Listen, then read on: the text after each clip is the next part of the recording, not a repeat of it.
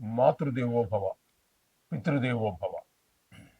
ఇప్పుడు మనము శనీశ్వరుని యొక్క, శని భగవాను యొక్క వక్రగతి గురించి మనం చర్చించుకోబోతున్నాం. జూలై నెల 13వ తారీఖు 2025 నుండి 28వ తారీఖు నవంబర్ నెల 2025 వరకు ఈ వక్ర మార్గంలో ఆయన ప్రయాణం సాగిస్తూ ఉన్నారు.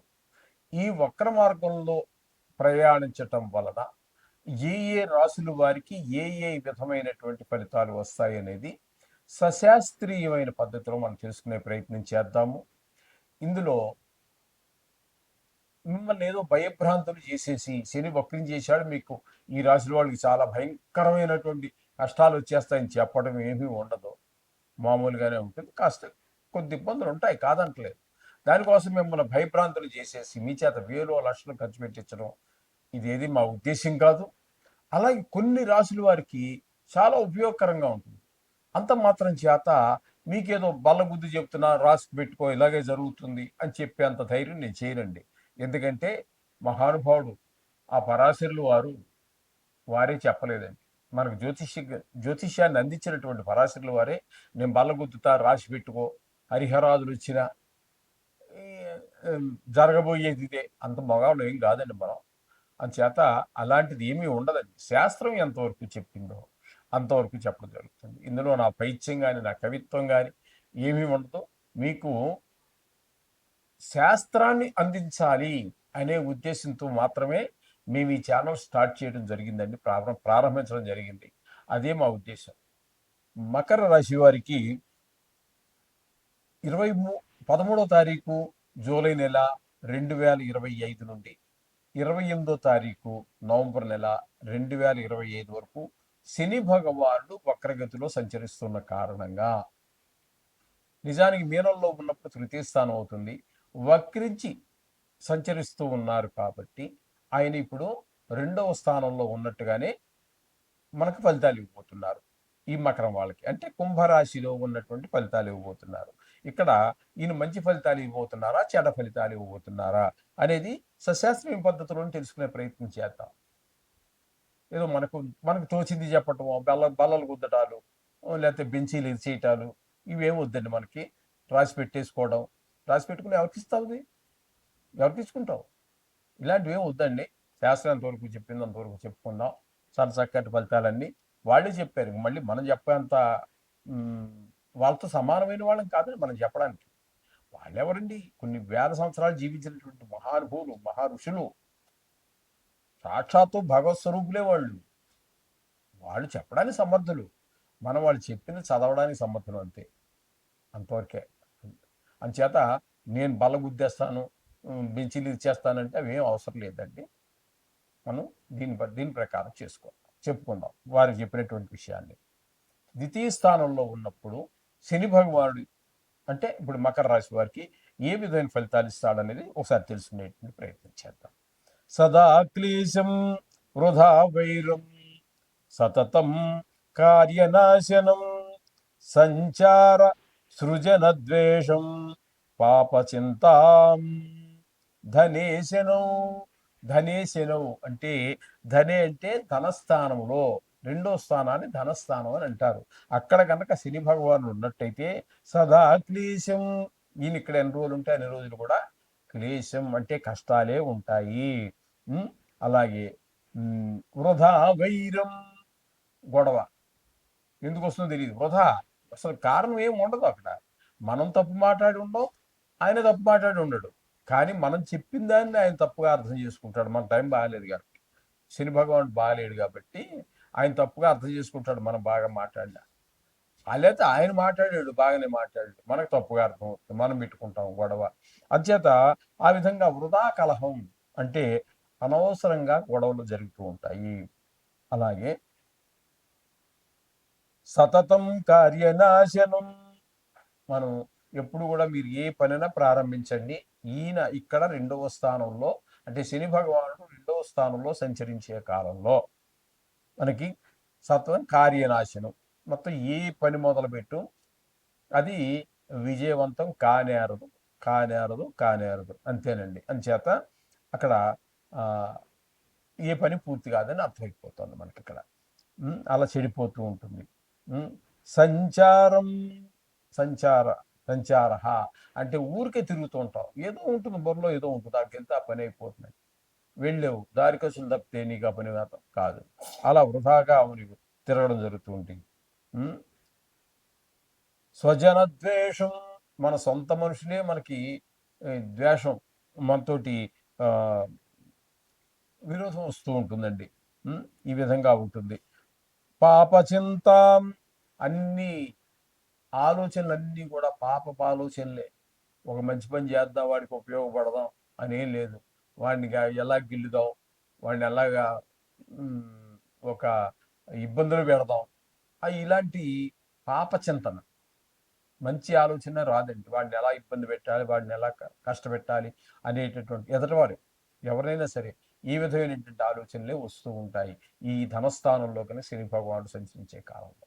అంచేత ఈ విషయాల్లో విన్నారు కాబట్టి మీరు కొంచెం అటువంటి వాటికి ప్రయత్నపూర్వకంగా దూరంగా ఉండడానికి ప్రయత్నం చేస్తూ మనం నిత్యం పూజించేటటువంటి దేవుని కనుక పూజించుకున్నట్టయితే మనకి ఇవి ఈ చిల్లరి పనుల నుంచి మన దృష్టి ఆధ్యాత్మ వైపు మలితే చాలా బాగుంటుంది. మనకి ఈ ఆలోచనలు వాటంతటవే తగ్గుతూ ఉంటాయి. అన్ని రోగాలకి ఏకైక పరిష్కారం దైవం మీద దృష్టి పెట్టటమే. సర్వే జనా సుఖినో భవంతు అన్నట్టుగా అందరూ బాగుండాలని అనుకోవాలి, కానీ వాడిని గిల్లుదామా, వీడిని గిల్లుదామా, వాడిని ఏదో దానిలో ఇరికిద్దాం, వీడిని ఏదో దాని ఈ ఆలోచన అనేదే అసలు మనిషికి ఉండరాదు. మనిషిని బ్రహ్మదేవుడు పుట్టించింది ఇందుకోసం కాదండి. అందరూ సర్వజనులు, సర్వ ప్రాణులు, సర్వ సృష్టి సుఖంగా ఉండాలనే ఉద్దేశంతో సృష్టించాడు. ఆయన యొక్క ఏ ఆశయంతో మనం సృష్టించాడో ఆ ఆశయాన్ని మనం నెరవేర్చాలి. అంతేగాని ఆయన సృష్టించాడు కదా నా ఇష్టం వచ్చినట్టు చేస్తానంటే అది కొంతకాలం నడుస్తుంది, దాని ఫలితం కూడా మళ్ళీ మనమే అనిపిస్తుంది. అంచేత ఆలోచన రాకుండా ఉండండి. నిత్యము దైవనామస్మరణలో గడపండి, మీకు సర్వశుభాలు ఏర్పడతాయి. సోహం భూయాత్. యథాపూర్వం అంటే ఇంతకు ముందు మనం చాలాసార్లు చెప్పుకోవడం జరిగింది. అసలు ఈ వక్రగతి అంటే ఏంటి అనేటటువంటి ప్రత్యేకించి కొన్ని వీడియోలు కూడా చేసాము ఇదివరకు. 10 సంవత్సరాల కిందట కూడా చేయడం జరిగింది. అది 10-12 సంవత్సరాల కిందట కూడా నేషనల్ శాటిలైట్ ఛానల్స్ చెప్పినప్పుడు కూడా చేశాము. కానీ చాలా కాలం అయింది కదా, అందుకోసం. వక్రగతి అంటే ఏమిటి? ఏ గ్రహమైనా వక్రగతిలో నడుస్తుందా? నడుస్తాయి. ఏ గ్రహాలు నడుస్తాయి? రాహుకేతువులు, అవి ఛాయాగ్రహాలు.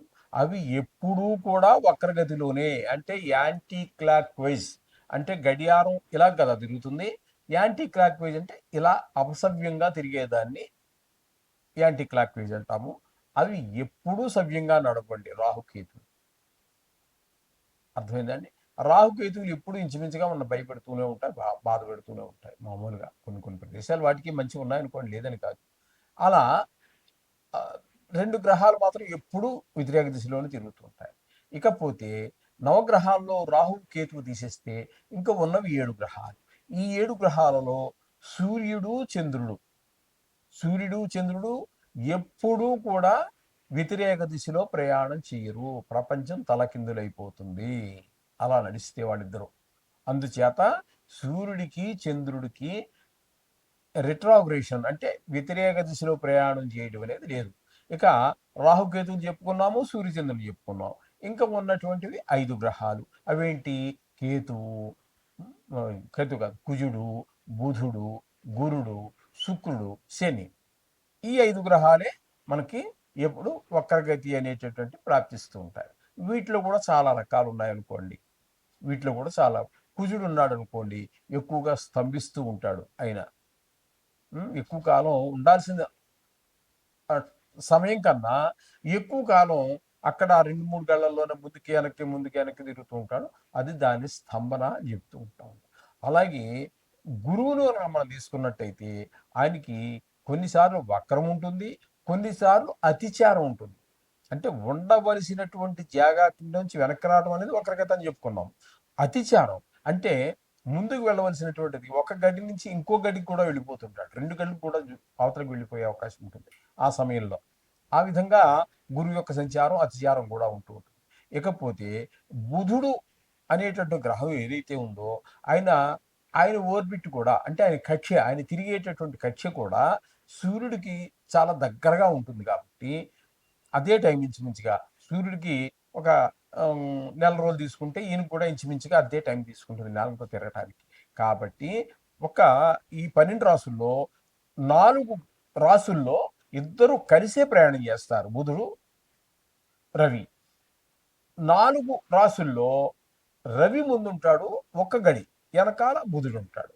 కొన్ని రాసుల్లో 4 రాసుల్లో ఇక్కడ బుధుడు ముందుంటాడు, రవి వెనకాల ఉంటాడు. ఈ విధంగా జరుగుతూ ఉంటుంది. ఇక్కడ ఈ విధంగా జరగటం వల్ల ఎక్కువగా సంవత్సరంలో 4 సార్లు 5 సార్లు వక్రించి ఎక్కువగా వక్రించేటటువంటి ఏకైక గ్రహం బుధ గ్రహం. ఇది ఈ విధంగా ఉంటుందండి. అంచేత ఈ శని భగవానుడికి కూడా వక్రం ఉంది కాబట్టి ఇప్పుడు మనకి ప్రస్తుతం ఇంతకాలం. ఎందుకంటే ఇప్పుడు కొన్ని గ్రహాలు, బుధుడు ఉన్నాడు అనుకోండి, ఆయన ఒక రాశిలో సంచరించేదే ఒక నెల రోజులు.